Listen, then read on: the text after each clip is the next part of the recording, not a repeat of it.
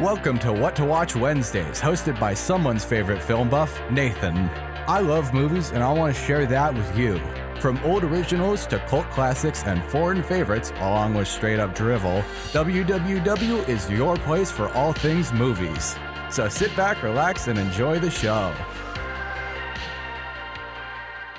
88.1 The Burg, your movie central. Welcome to What to Watch Wednesdays. My name is Nathan, the host of What to Watch Wednesdays, the show where we talk about 3 movies all in the same night. And for tonight's episode, we're going to be taking a look at the Samurai Trilogy. Now, before I go any further, let me clarify, just for the sake of, telling a kind of joke that was played on myself when I did Google, I found out that there are multiple samurai trilogies out there. There's like 3 samurai trilogies. It's almost a trilogy of trilogies, if you will. So I'm going to immediately clarify myself and clarify for the audience what samurai trilogy we're going to be talking about tonight. The 3 movies on our watch list are from the samurai trilogy from the 50s, and it starts with Samurai 1 from 1954, followed up by Samurai 2 from 1955, and closing out with Samurai 3 from 1956. Now, each of these movies has kind of this extended subtitle that goes after Samurai 1, and I'll get into that when we get to those movies specifically, but that's just kind of the basic rundown of them. And you may notice with that basic rundown that I'm talking like I'm super familiar with these movies already. Well, technically that is true because I've seen them. I wanted to also clarify that these movies specifically have been on my watch list personally for a very long time. We're talking about 4 or 5 years at this point. I think back when, the pandemic started and I started using streaming services for the first time, I found out about these movies and I thought, these look kind of cool. They sound interesting. They sound very high quality. They sound like they're on the same level of quality samurai movies as you'd get from someone like Akira Kurosawa, just in a trilogy. And because of that, I figured it'd kind of be a perfect fit for my show. I don't know. For some reason, they've always lapsed my mind when thinking about what trilogy should I talk about next week? What trilogy should I talk about 3 weeks from now? What should I do for my plan for What to Watch Wednesdays? These ones always escaped me until now. And I figured this quarter is a better quarter than any to talk about them. So we're going to do that. When we come back from the break, we're just going to jump right into the original Samurai from 1954. So stick around for that. 88.1 The Burg, your movie central. Welcome back to What to Watch Wednesdays. My name is Nathan, and for our first movie on the watch list tonight, we're going to be taking a look at Samurai 1, Musashi Miyamoto from 1954, available to watch now on HBO Max. I just realized I accidentally introduced myself again, but whatever. You know who I am, so we're just going to keep going with the basic plot summary of Samurai 1, Musashi Miyamoto. Throughout the course of this movie, we follow the character Takazo, a young man who wishes to find fortune and fame. We essentially follow his journey to become Musashi Miyamoto, a legendary samurai. And now you may notice something. That plot summary seemed a bit unconventional. It's kind of just an overall glimpse at what the movie is. And that's because this movie, while not entirely unconventional, is a little bit different from what I was expecting it to be. I didn't have a lot of notions of what this movie was going to be when I first watched it, and I was pleasantly surprised in a lot of ways. So let's start with kind of the overall structure of this movie. For some context, this is an hour-and-a-half long movie about a man becoming a samurai. An hour-and-a-half long, and yet the movie feels like it is a sprawling epic that follows Takazo over the course of his lifespan becoming a samurai. And it doesn't even follow his entire lifespan. It's just structured like that. There are large moments where we take huge leaps forward in time, and there are times where it seems like years have passed in between a lot of the moment-to-moment scenes of this movie. And that, to me, is really interesting. Usually, when a movie does something like that and kind of spreads itself out a bit thinner with its story and moment-to-moment stuff, it's usually a bit longer, maybe 2 hours plus, maybe closer to around 3 hours. A very good example of this would maybe be something like, I don't know, Lawrence of Arabia, or if you want something that's more condensed, but also pretty epic and large in scale, you maybe have something like Kurosawa's Seven Samurai. This movie essentially takes the best parts of both of those, which is either their long cinematic stories that focus on a single character changing into something completely different, in the case of Lawrence of Arabia, and this almost condensed feeling focusing on almost a one pinpoint in time told over the course of a few chunks of time, in the case of Seven Samurai, and merges them seamlessly into a very fascinating character study of Takezo's journey to becoming Musashi Miyamoto. I may sound a bit incoherent right now because I'm just very exhausted already. It's only week 2 and I'm going crazy with all of my classwork, and yet I think I did a pretty good job of explaining exactly what makes this movie interesting. All of that contained into an hour-and-a-half long movie. All of that. And keep in mind, this hour-and-a-half is not wasted. It is not simple or basic or badly presented. It is presented with a lot of flair, actually, when it comes to those time skips, when it comes to those differences in what's happening, when it comes to jumping forward in both location and time. This movie's presentation is unlike a lot that I've seen before, wherein they may have a location name or a time indicator to just kind of explain to the audience exactly what's going on, and sometimes it feels unnecessary or unneeded. This movie doesn't have that problem. It introduces new locations with new visuals to represent that location, and it works seamlessly, and it doesn't really tell you a lot about the time. It instead just kind of fades to black and then fades back in, and you subconsciously go, hang on, I think this is meant to indicate that we're going to a new time or a different location, and more often than not, you are. Something as simple as that is really worth pointing out, even though normally if it was bad, it would be a nitpick. Something so simple like that is really easy to point out because when it comes to presentation, this movie is really good on a basic level that I haven't even addressed yet. This movie's cinematography. My goodness. My word, this movie's cinematography is so good. That's just my opinion, but it's also just truth. The cinematography of Samurai 1, 2, and 3 is phenomenal. We are talking something that is on the same level as an Akira Kurosawa samurai movie, which helps that this movie is a samurai movie. That just helps. It really does. It is gorgeous to look at. It's essentially a Kurosawa movie from the 50s if it was filmed in color, because it was filmed in color. And the way it's filmed in color makes it look all the more better. It looks like you're viewing an ancient Japanese painting. That's how good it looks. That's the only comparison I can really draw, and I feel confident in making that comparison. It is gorgeous. I could gush about it for so long. And so I'm not going to, and we're instead going to move on to another part of the presentation that really works in tandem with that character study, with that story, with that structure. And funny that I keep drawing comparisons to Akira Kurosawa, but it's kind of hard not to do that when your main character in your movie is played by none other than Toshiro Mifune. Apologies if I butchered that pronunciation, but Toshiro Mifune, for those of you who are not familiar, has been in a lot of Kurosawa stuff as samurai. And let me tell you, his role as Takezo is fantastic. Or should I say Musashi Miyamoto.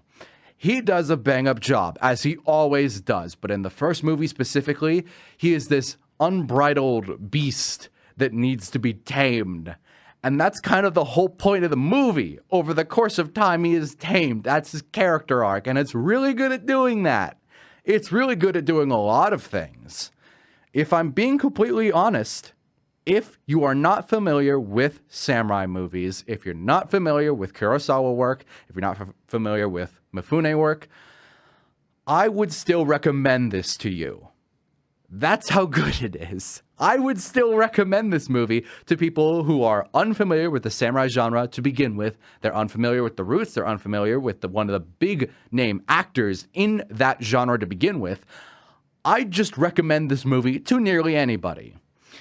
With the caveat that you will be watching kind of a rather unfortunate interpretation of how women were treated back in the samurai days, and it's done in 1950s Japan cinema style. So you will see women act needlessly hysterical and not exactly have a lot of power in the story. That's a big caveat for all three of these movies. But aside from that big caveat, and the fact that the sound may not be the best, this is a really good introduction, both to our character and to this trilogy and to samurai movies as a whole. But to readdress those first 2 points, talk about a good introduction, what about the follow-up? Well, we'll jump into that after the break with Samurai 2, so stick around for that. 88 won the Burg, your movie central. Welcome back to What to Watch Wednesdays. And for our second movie on the watch list tonight, we will be taking a look at Samurai 2, Duel at Ichijoji Temple from 1955, available to watch now on HBO Max. For the basic plot summary of Samurai 2, we now return to Kyoto following Musashi Miyamoto as he wants to fight the leader of the Yoshioka fencing school. Yeah, that's the basic plot summary of this. You remember how I said that the first movie is essentially Tekuzo becoming Musashi Miyamoto? Well, now we're kind of condensing it down, and it's about Musashi Miyamoto, now a well-respected, or at least well-known samurai, coming back to where he was at the end of the first movie and deciding to take on the leader of a fencing school. Because he wants to gain honor, I believe, is the reason for it. Although, I mean, because he's kind of just a drifter, and these samurai movies are always focused on samurai who maybe want something, kind of, but it's kind of more cerebral than that. And it's really about the emotions and energy rather than the direct goal. It's kind of up in the air about why he wants to do it, but, you know, maybe it's about romance, maybe it's about honor, maybe it's about becoming a true samurai. You might have to watch the movie and figure it out yourself, honestly, because when it comes to plot stuff, I'm not the best when it comes to understanding that. Or at least explaining it on a radio show. What I am good at doing is explaining the technical aspects and the overall quality of a movie when on a radio show. So I'm going to do that right now. And when I have to do that, I've always asked, or at least I always ask myself to answer the core question. Is Samurai 2 as good as the original Samurai from 1954? And my answer to that question is, that's not important. Don't worry about it. I would say that this movie is still as beautiful cinematography-wise as the first movie. It's still got kind of audio mixing and maybe not so great editing. When I say that, I mean the editing is still fine. It still works. I don't have huge problems with it, maybe just nitpicks. And I will say that when it comes to the overall quality of the narrative, it's just different from the first movie. Rather than being an origin story that feels a bit like a sprawling epic, it's more of a condensed sort of slice of this character's life before another big moment in it. It's kind of the middle ground, which makes sense because it's the second movie. I will also say that it's a really good continuation of the first movie from that perspective. So essentially everything I've said is maybe it's not better than the original, but it's still good, and I'd still recommend it, and it's still worth watching. So hopefully you understand that when I say all of those things in a row. It's still worth watching. It's still good. It's, if not better, maybe close to just as good. Definitely not better, but about just as good. Part of the reason that this movie is kind of conflicting for me is that I would say I'm just too used to seeing sequels that are either way better than the original or just not as good.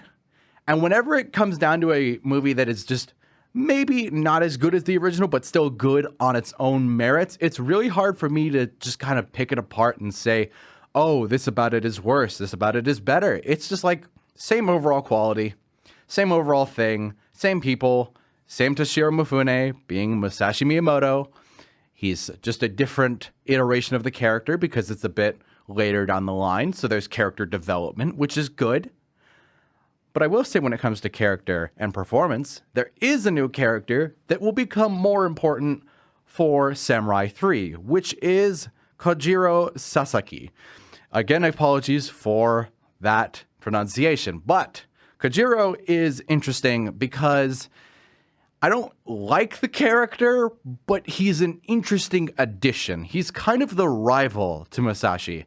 He's essentially a walking ego trip who wants to duel Musashi, and he's constantly there in the background observing Musashi as he goes about his life and wants to challenge the leader of this fencing school. He's just there in the background, just kind of there constantly. And I guess I kind of took for granted the fact that he may become important later and just kind of watched him there in the background. It's hard to explain exactly what I was thinking when watching this movie because it was just so close in quality to the original. So instead of just constantly harping on that, let me just clarify a couple things that are very consistent throughout all three movies, since I have a little bit more time to talk about this.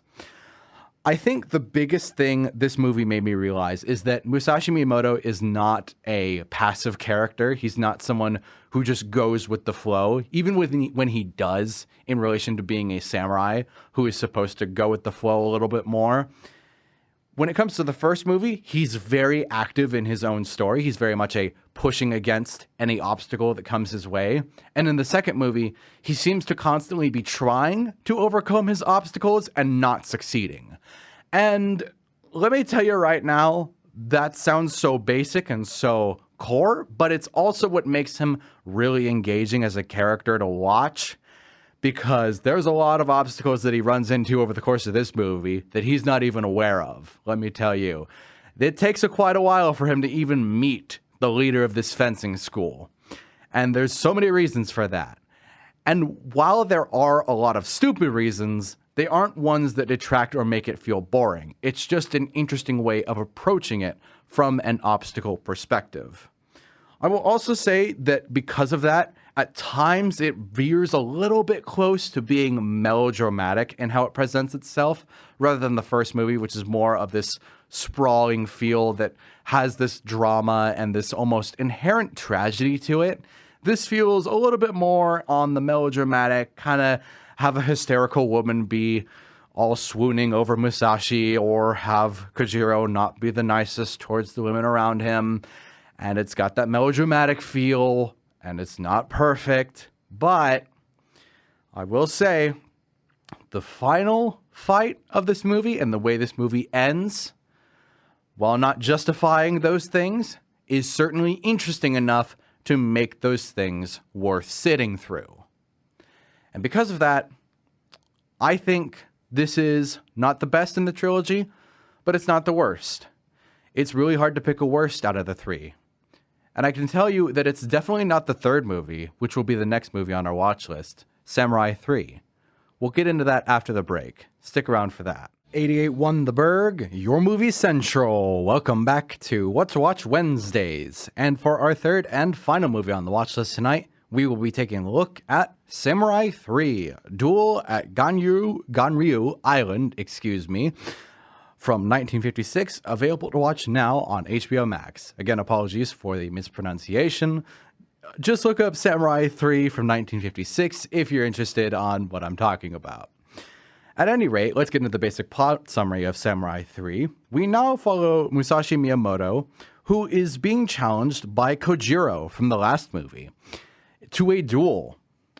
Musashi agrees to have a duel, but he sets the date for the duel to be a year later.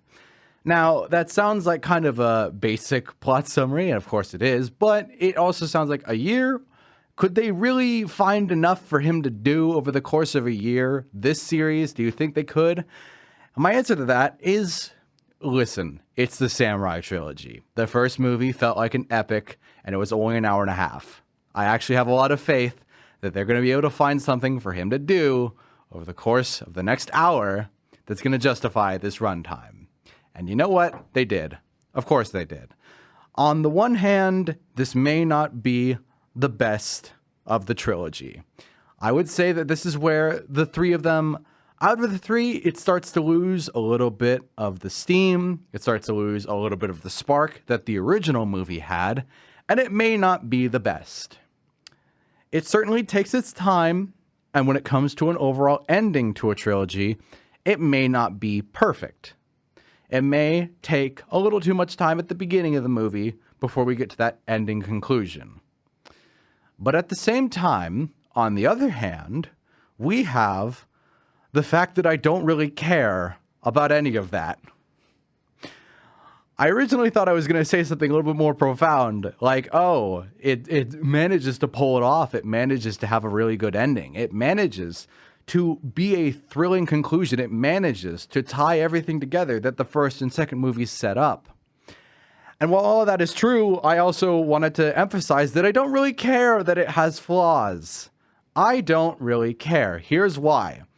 Samurai 3 definitely has a fulfilling and satisfying ending. You won't walk away disappointed. I certainly didn't. The ending fight, so very worth it. Again, like the other two, it is just as gorgeous, if not, maybe a little more. With cinematography this good, it's really hard for me to clarify which one is the best looking. I'll be so honest. It's really hard for me to pick which one looks the best. So I'm just going to say they all look gorgeous and leave it there.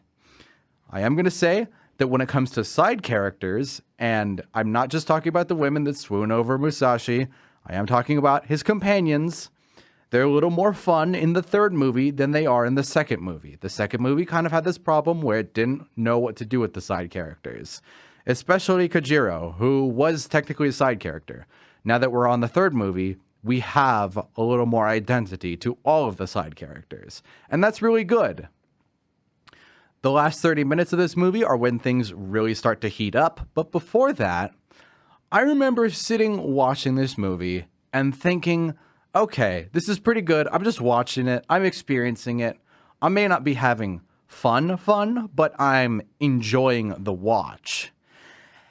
And we got to a certain point where, well, I got to a certain point where I stopped and realized, hang on a second, this character, portrayed by Toshiro Mifune, Musashi Miyamoto, is completely different from the character Kazuko, or what was his original name in Samurai 1? Let me check my notes very quickly. Takezo. See, that's an important thing to mention. Takezo from Samurai 1 is completely different from Musashi Miyamoto in Samurai 3. He's so different, in fact, that I always forget Takezo is his name. His name is Musashi Miyamoto to me. I realized in a specific moment that I can't talk about lest I spoil it, that, hang on a second, this growth is crazy. I've only watched 3 movies with this character, and I feel like I followed a lifetime of a person. That's really good. That's what it's supposed to be doing. Remember how I said the first movie felt like an extremely sprawling epic? Well, Samurai 3 proves the point that you could not have done this in one movie. It both does and doesn't. On the one hand, you totally could have had a full-length Lawrence of Arabia experience, something close to around 3 hours and 40 minutes long, and totally could have had this character arc that spans over the course of the movie and this big cinematic feeling to all of it. On the other hand, splitting it up into 3 parts and almost condensing time and only picking and choosing what parts you want to show of this character's life almost works in this story's favor. It works way better to me. I'd argue that if this wasn't a trilogy, if this was just one big movie, it would not have worked. because we have the time to marinate with this character, because we have the time to see Toshiro Mifune exemplify everything about this character. It just works. While I could say that it may be the weakest, it's in the Samurai Trilogy, okay? That's what I'm going to say there. It's in the Samurai Trilogy, a trilogy of movies that I would recommend to anybody wanting to get into samurai movies to begin with, specifically Japanese samurai movies. They're very well filmed. Maybe the audio isn't the best, but they're pretty tame in comparison to maybe some more modern samurai movies. I mean, keep in mind, most of the fight scenes don't have a lot of blood in them. Characters will get hit with swords, and there's not a lot of blood that gushes out of them. That's really nice to see. Keep in mind, it's also because it's from the 50s, but if anything, it feels a little more brutal to watch characters not die in horrifically violent ways and just kind of get slashed, like they're children with lightsabers playing on the playground. It's weirdly more brutal that way. And as a character study, it is absolutely fantastic. I could break down a lot of the inherent tragedy and terror and fear and self-doubt and lack of confidence and an overall lack of human connection embodied in Musashi Miyamoto through Toshiro Mifune's performance. I could do all of that. Unfortunately, we just don't have the time for it. That's mainly because the show is coming to a close right now. Thank you all for listening in to What to Watch Wednesdays tonight. I will be back next Wednesday from 8 to 9 p.m. here on 88.1 The Burg for another episode of What to Watch Wednesdays, where I swear I'll be a little more coherent. I'm just a bit thrown from week 2 being so incredibly busy, so I apologize for any kind of inconsistencies or maybe seeming a bit simple, but the Samurai Trilogy kind of demands simplicity. It demands just recommending them. So I'm glad I gave you that. With all that being said, if you want to follow along with What to Watch Wednesdays, be sure to follow along on YouTube and Instagram at What to Watch Wednesdays, all in word, no caps, no spaces. And again, I'll be back next Wednesday telling you all what to watch. Good night, everybody.